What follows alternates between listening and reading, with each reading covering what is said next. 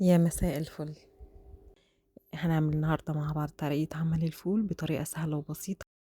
يلا مع بعض نشوف المكونات: نص كيلو فول، بصلة وسط، نص ليمونة، طماطمتين، ونص كوباية عدس أصفر مغسول ومتصفي. أول حاجة هنعملها هنزل كمية الفول كلها في الفوالة بالشكل ده. تمام.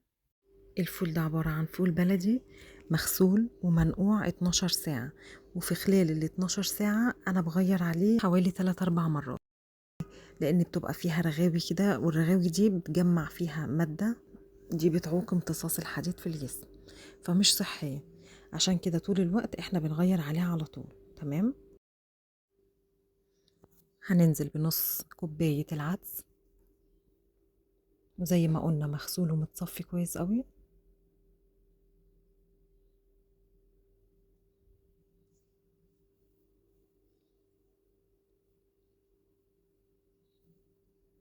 وبعدها هنقطع البصل،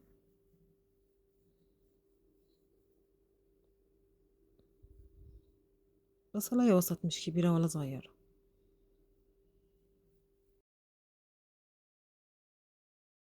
بنقطعها مكعبات صغيرة بالشكل ده.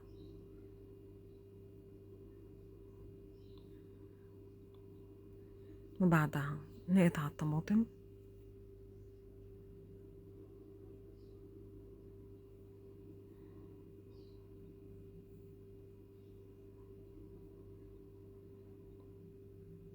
الطريقة سهلة وبسيطة ومش مكلفة خالص وموفرة طول الشهر. يعني انتي بتعملي نص كيلو ده، هفرجكوا هيعمل كام كيس في الآخر، غير النظافة وغير الطعم. بعد ما نقطع البصل والطماطم هنعصر نص ليمونة عليها، ونحط قشرة الليمونة جوه القدرة نفسها أو جوه الفوالة. وبكده أنا خلصت المقادير. آخر حاجة هنزلها المية مغلية، ولازم تكون مية مغلية عشان قشرة الفول ما تنشفش. طيب ولو ما عنديش الفوالة ديت في أي حل عادي مفيش مشكلة، هتبقى معانا بالشكل ده. كده يبقى معانا الفول والبصل والطماطم والعدس والليمون، مكونات بسيطة وموجودة في كل بيت. هنغطيها ونروح يلا بينا على النار. هتقعد من ساعة إلا ربع لساعة بالظبط، والنار عندي بتكون عالية. أول ما بيغلي معايا الفول ببتدي إن أنا أهدي النار خالص، وبعدها بجيب براد مليان مية وأحطه بالشكل ده. ليه؟ عشان كل ما بحتاج مية أصب منها. تمام.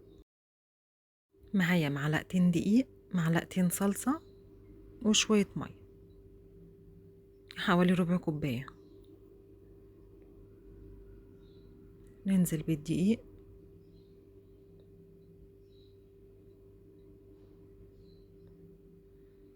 وبعد كده معلقتين الصلصة. حباكوا بعد الوصفة دي بإذن الله تنزلوا تجيبوا المكونات بتاعتها وتحسبوها بالورقة والقلم، وتشوفوا انتوا وفرتوا قد ايه، غير عمايل ايدك في البيت والنظافة. والله بيبقى فرق رهيب في الفلوس وفي النظافة. جربوا وشوفوا.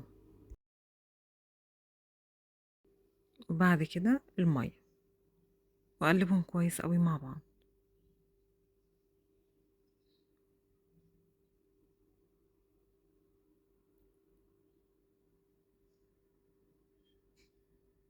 هتلاقيه جمد معاكي كده في الأول شوية، وبعد كده بيفك. بس حطي له شوية مية كمان، وواحدة واحدة كده هتلاقيه عمل قوام سائل شوية. فايدة الخليط ده ايه؟ بيحسن من قوام الفول ومن لونه. تمام. بيديله لون حلو قوي، والمية ما بتبقاش خفيفة قوي. كده القوام جاهز معايا وبقى زي الفل. تعالوا يلا نشوف الفول وصل لإيه.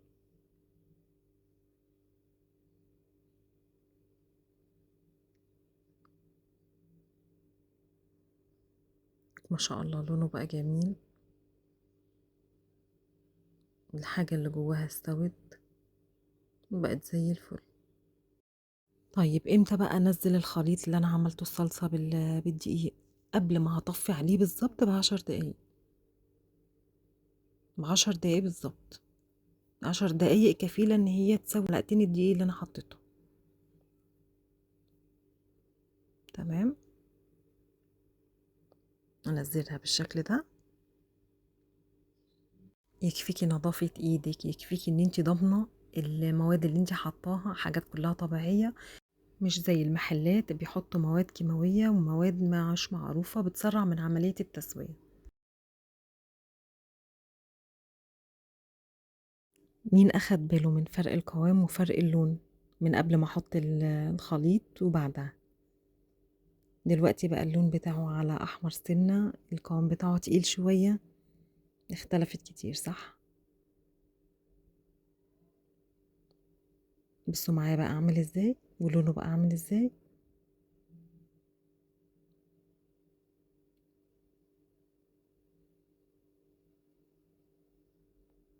انتوا هتجربوه هتعرفوا انا بتكلم في ايه. طعم، ريحة، نظافة. تعالوا بصوا استوى ازاي معايا وبقى زي الفل. حباية الفول نفسها مهرية معايا.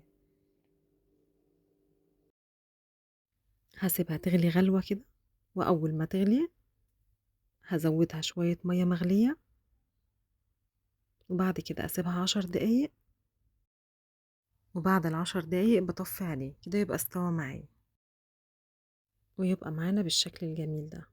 أتمنى تجربوها وتكتبولي في الكومنتات ايه رأيكم في الطريقة، يا رب تكون عجبتكم بإذن الله. والباقي الفول بحطه في أكياس وبحطه في الفريزر بالشكل ده. جربوا الطريقة ديت وعلى ضمانتي بإذن الله هتعجبكم، صحة وعافية للي يجربها.